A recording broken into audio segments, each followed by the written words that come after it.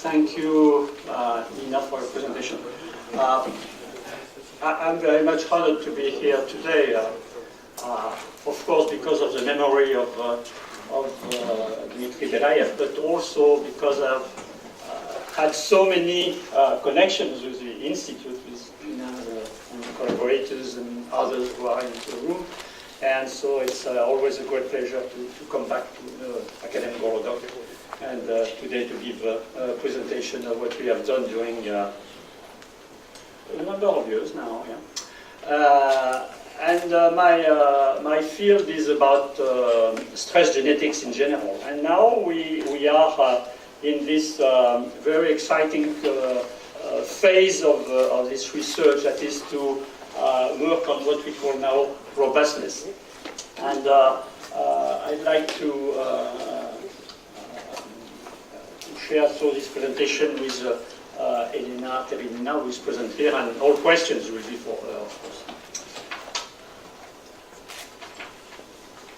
And yeah, as you had mentioned, obviously I will talk about another animal that is a pig, and why? Because I work for the agricultural research in France, and pig is a very important economical species for production.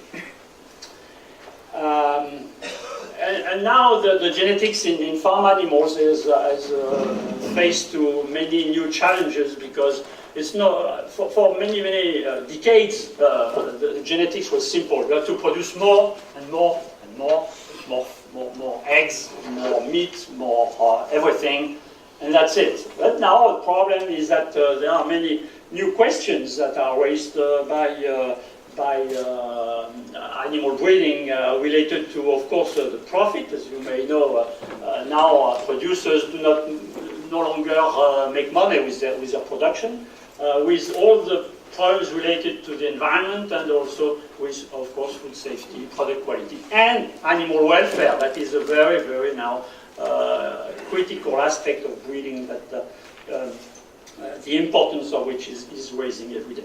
So the new, now the main breeding objective is not only production. I have not even listed production in here, and the main breeding objective. It's feed efficiency, robustness, product quality. And what is robustness? Robustness is a term that is now used on every research project in Europe, because it's a very center of research. And the concept of robustness, I took this definition from Peter Knapp in 2005. Concept of robustness refers to the ability of the animals to express their production potential in a wide range of environmental conditions without compromising their physical health and welfare. So you have here everything for production. It's not enough to select animals that have a high production potential, but they must be able to express it in farming conditions. That is never optimal. And also you have to keep health and welfare of animals. So this concept of robustness includes many different components, sensitivity, and what I will talk about mostly today is the sensitivity to the different commercial environments and extreme stresses. So that is related to handling of stress by animals, but it's also functional traits, quality of supportive tissues, newborn survival, resistance to disease, productive longevity, and so on. So there are many traits that are related to robustness, and so that the selection for robustness is a complex goal. Sustainable breeding goals combine robustness traits with production. So the problem is to balance the genetic potential of the animals with the genetic potential to face the environmental conditions. And there have been many selection strategies that have been proposed in the literature. I will not go into details, of course. The functional traits that must be included in the breeding goals. So it's not only, it's not sufficient to produce pigs that can produce a lot of meat, but pigs have also to be able to stand on their legs. And that is something that was forgotten in previous selection schemes. And reaction norm analysis measures the global sensitivity to the environment it's a complex strategy that, and also the trait has a lower heritability, so it's not very interesting for selection. Canalizing selection is also a strategy that has been proposed, but it's not efficient either. So we have suggested to work on the genetics of stress responses. How can we improve the adaptability of the animal by selecting for different stress response profiles, both behavioral and neuroendocrine? And today I will work exclusively on the neuroendocrine aspects, and more specifically on the pituitary adrenal axis. The final hormone of this axis, as you know, is cortisol. And cortisol has a complex effect on production traits. We know that in general, cortisol has negative effect on production. Growth rate, feed efficiency, protein-lipid ratio. I'm going too fast. Okay. So growth rate, feed efficiency, carcass composition are negatively influenced by cortisol. On the other hand, we have some evidence from the literature that robustness traits, like resistance to stress, resistance to disease, newborn survival, can be better or improved by high levels of glucocorticoids. And we have shown also that selection for these production traits, in pigs at least, fast growth rate, high feed efficiency, low, high protein lipid ratio, has selected animals against the production of cortisol. So the point is that now our modern breeds have very low levels of cortisol and HPA axis activity. So that cortisol maybe, it's still an hypothesis, maybe a trade-off factor between production and robustness. It reduces production but increases robustness. And a good argument that can be found in the literature is from the data on domestication. That so much has been done in this institute in many different animals. We have the same pattern that the wild animals, here the wild boar, the highest curve here, have much higher activity of the HP axis excuse me, than highly selected animal like the large white here, that is probably one of the most selected pig breed. And you have intermediary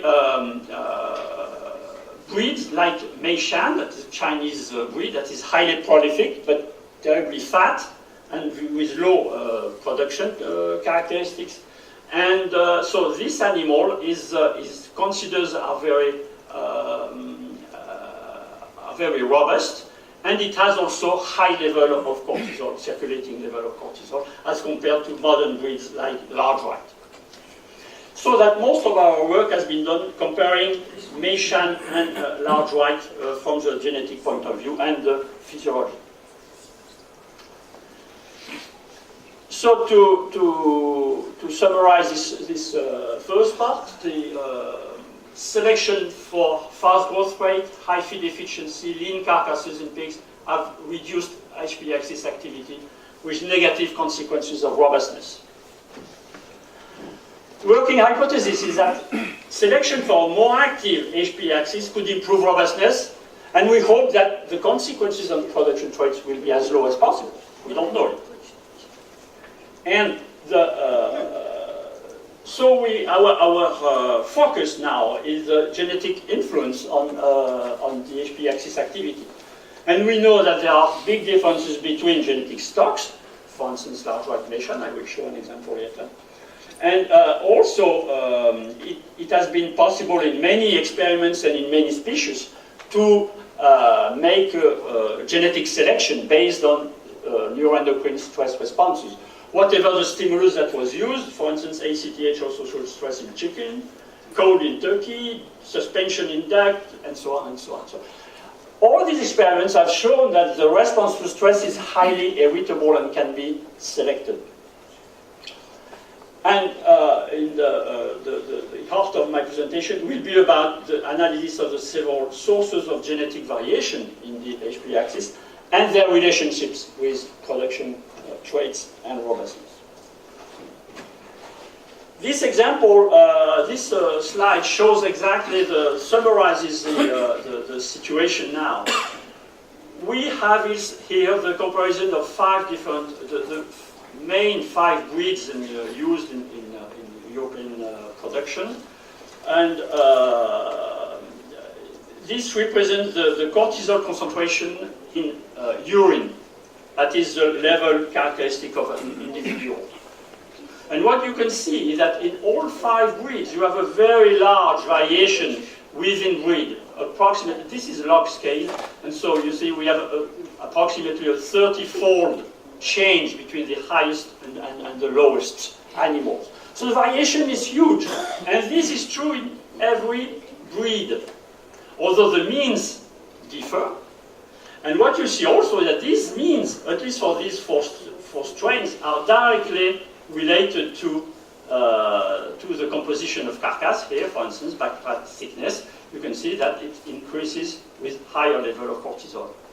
It's different in Pietrins, that has different mechanism of leanness.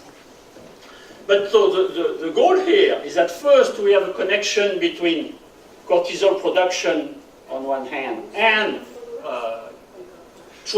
production traits in these animals, and also that there is a large variation that can be used eventually for selection.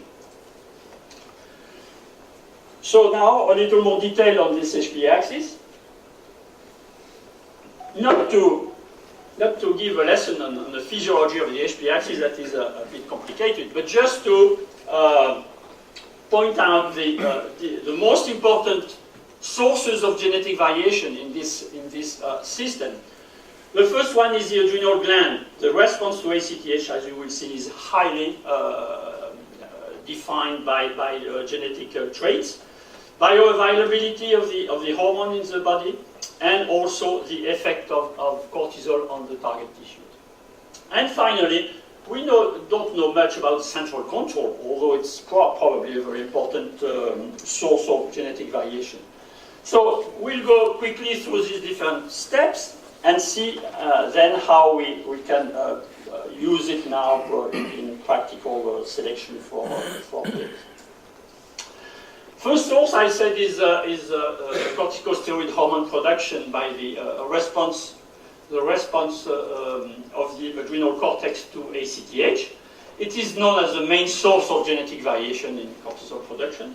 It has been known first in pigs and then in humans that is a very stable trait for an individual. If you do the test, ACTH simulation test, at different intervals during the life of the animal or humans, it's very, very stable across different testing.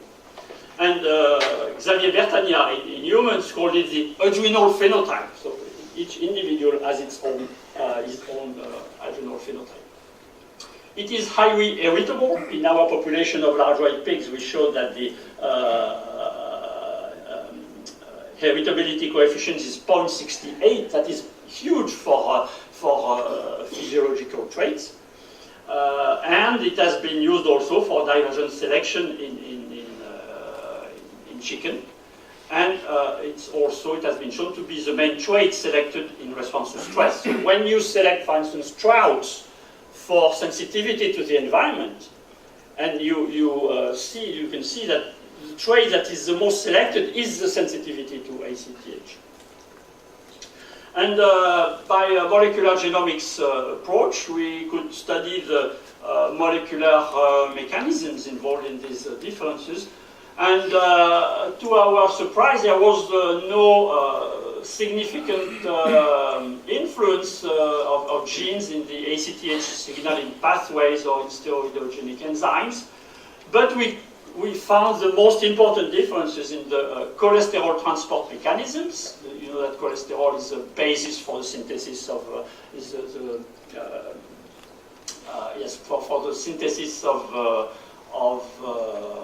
steroid hormones, and also in the tricarboxylic acid cycle that is involved in heme biosynthesis.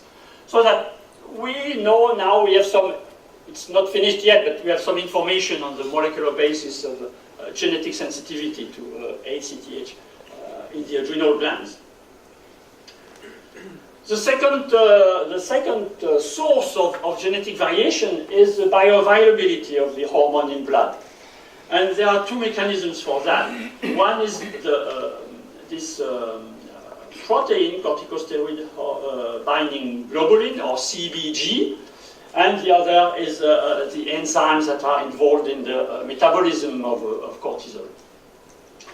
CBG or that is called also transcortin, it's easier to say, is a glycoprotein synthesized in the liver and carrying cortisol in plasma.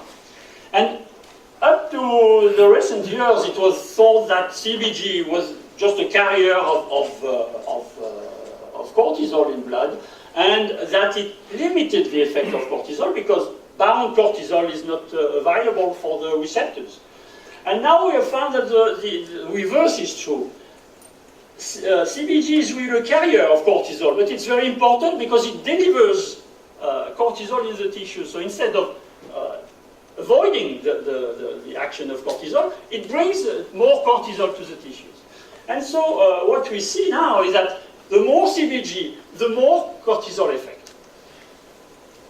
And we found first that there was the genetic determinant of cortisol levels by linkage studies in crossbred population between large white and mesh, and we found that CBG was the most important gene involved in the regulation of cortisol levels. I will show an example later. And it has been confirmed now in rats, but also in humans, more recently by Scottish scientists. And we found that in the molecule we found polymorphisms influencing protein properties with consequences on adiposity and meat quality. So with direct consequences on the production traits in beef. So these are illustration. So this is a QTL study with showing the importance of this site here on chromosome 7 of the pig. This is the QTL, the association curve for basal cortisol. This is for cortisol after stress, and this is for CBG. You can see that the gene, CBG SERPIN-A6 gene, is located at this place, and it explains most of the variation in cortisol level. And here is quickly an example of this effect on carcass trait. You can see that, for instance, we'll take the first one only. Back fat weight is correlated with CBG levels, but not cortisol level, basal or post-stress. So it shows again that CBG is the more structural measure of HB axis activity or cortisol level in blood than cortisol itself. The second aspect of bioavailability of cortisol is the metabolism, and I will not say much about it because we have not many examples of genetic variation. It has not been checked, also explored very much, so it's maybe the reason why we don't have, because we don't have information in pigs or most farm animals, because not much has been done. There is a lot that has been done in humans, of course, because these enzymes, the 11 beta HSDs, are involved in a number of pathological syndromes. Third source of genetic variability is the action of target tissues. Target tissues, first, receptors. You know that cortisol receptors are transduction factors, so they are very important for the regulation of gene expression. And genetic influences, gene polymorphisms, are very well documented in humans and experimental animals, but much less has been done in farm animals again. We found some functional differences in large white and Mission pig, but the most interesting, and also in association studies, we found some correlation between production traits and polymorphisms of these enzymes. But now the most interesting is a recently discovered mutation in the glucocorticoid receptor gene by the group of Wimmers in Germany.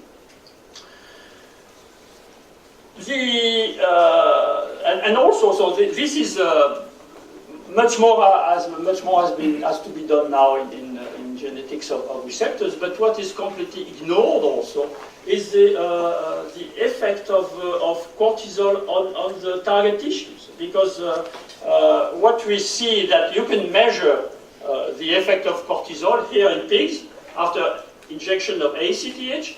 You have time 0, 1 hour, you know the peak of cortisol 1 hour after ACTH, and it's 4 and 24 hours. You can see that there are many different biological effects. But as scientists, usually we show the means and standard errors. When you look at the raw data, you see that the variation between animals is huge. And nobody has ever looked at this variability, showing that the sensitivity of tissues to the hormone is also highly variable between individuals. But we know nothing about that. Same for gene expression. These are gene expression studies also in pigs in circulating leukocytes in response to ACTH. And we found that a number of genes are differentially expressed with different patterns of responses, as shown here. But again, there is a large variation across animals, individuals, and we know nothing about the sensitivity of tissues to these hormones.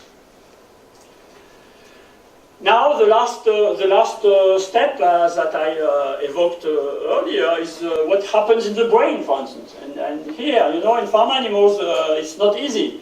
Not easy to go and look at the metabolism of neurotransmitters in the brain and functioning of the brain. So we have used this approach of association study. In a genetic diverse population, we have looked at the polymorphisms in the number of candidate genes. For instance, here, monoamine oxidase A.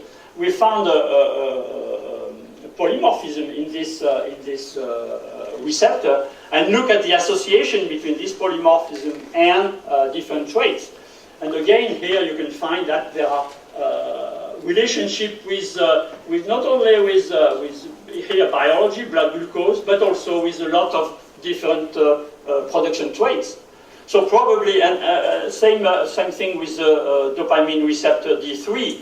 And here you can see the differences. For instance, production of cortisol. This is in urine. Cortisol levels in urine are highly different when comparing the genotypes on the dopamine receptor, this dopamine receptor gene. So it shows that there are probably a lot to know also in the brain, but the approach is much more difficult. So here you have the pattern of the genetic variation on the HPA axis. So now I want to show you rapidly. I don't know how much time I have left, but hopefully a few minutes. We have just started an experiment to prove the concept of the interest of selecting animals for different HPA axis activity and looking at the effect on production and robustness. So we have used the ACTH test because I showed previously this is a highly heritable trait. And indeed, as you can see from this curve here, you see that after 3 generations of selection, the response, the levels measured 1 hour after ACTH are more than 2-fold higher in the high line than in the low line. So within 3 generations, we have very segregating animals for their HPA axis activity. What may be the consequences of these responses? We have checked, is there any change of CBG levels, you know, since it's also an important source of variation. And what you can see here, that there is no change in CBG level. This is in the parental population, G0, and this is in the two selected lines at the third generation low and third generation high, and you can see that there is absolutely no change in CBG. Now we have genotyped these animals for with available 60 or 70K SNP array, and done the genome-wide association study. What you can see here is that clearly you have a huge effect of polymorphism here, and this is exactly the polymorphism where is the mutation on the receptor gene that was described by Murani and collaborators. So we think that this gene in this experiment plays a major influence on the selection traits. So it's how to say, challenging, because we selected on the basis of the response to ACTH, and we find receptors that is different. So this is also related to the genetic structure of the initial population. But there are also, we have not yet finished the analysis of all this data, and we have also more dense genotyping that is on its way. But you can see that there are also other weak signals that have to be looked at also for interesting underlying genes. Now, what are the consequences? So what we have done, we are now in this third generation here, and what we have done is to look at characteristics of high and low animals on the third generation of selection. So this is one trait that is mean daily growth. That is very important for producers. How much my pig gain every day? And what we see here, so you have the figures that I show now, I have just 3 more figures, and they are all made the same way. You have the two population, third generation low, third generation high. Okay? And the 2 lines here are the relationship between the trait under study, for instance here the mean daily growth, and cortisol levels after ACTH. Okay? So the animals are tested at 6 weeks for their response to ACTH, then they grow their life, and at the end, when they are killed, we measure all these different traits. And what you see here is that there is no effect of selection whatsoever. The 2 groups here have the same growth. We don't lose anything, at least. And surprisingly, there is no influence of cortisol. So here, there is no significant correlation between cortisol and daily growth. That is probably why we don't have any effect of selection. But it's reinforcing, because at least we do not lose much with selecting with a high level of cortisol. Now, post-weaning growth. Here the question is much different, because you know that after weaning, there is a check of growth. The animals do not grow so much because they have to adapt to a new environment, to new food, etc. And so we consider that as a major stress in the life of the pig. And what you can see is that here the situation is very different. We have the low line here and the high line here. And you have a very significant effect of selection, with the low line growing more than the high line. You know, the difference between the plus and minus is 55 grams. Okay. So, and we have also a significant correlation between post-weaning daily growth and cortisol levels. So these 2 traits, again, are related, and we have a negative influence of high levels of cortisol on the adaptation after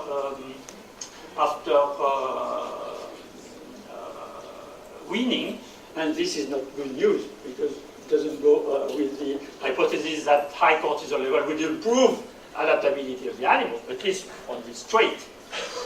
And then the third and last trait that I want to show is meat content. As I have shown previously, there is usually a negative relationship between meat content and cortisol levels. What we find in this experiment, we have a small effect of selection But in the reverse direction, surprisingly, the G3, so the animals with the high levels of cortisol, have a slightly higher yield of meat than the low levels of cortisol. So it means that this group is slightly higher. You cannot see it because, as I show all the data, and it's scattered to not allow the comparison. And it's finished. Okay, I have finished. And on the other hand, we find the classical negative correlation between meat yield and cortisol levels. So here, the effect of selection goes the reverse direction of the effect, physiological effects of cortisol. So what I want to illustrate here, it's still going on experiment, is that the situation is rather complex because depending on the trait, you may have direct or indirect effects. So to conclude, we have these multiple sites of influence, of genetic influence on the function of HPA axis, but the functional consequences are diverse depending on where is the mutation, where are the genetic changes. So we are here really in what we call now system genetics, not only within the HPA axis with these complex interactions between the different levels of variation, but also together with the production traits, either for robustness or for production itself. Last, just a few people who participated in the work and the funding funding agents. This is where the animals are grown, so you know it's a nice place to go and work. And I thank you for your attention, of course.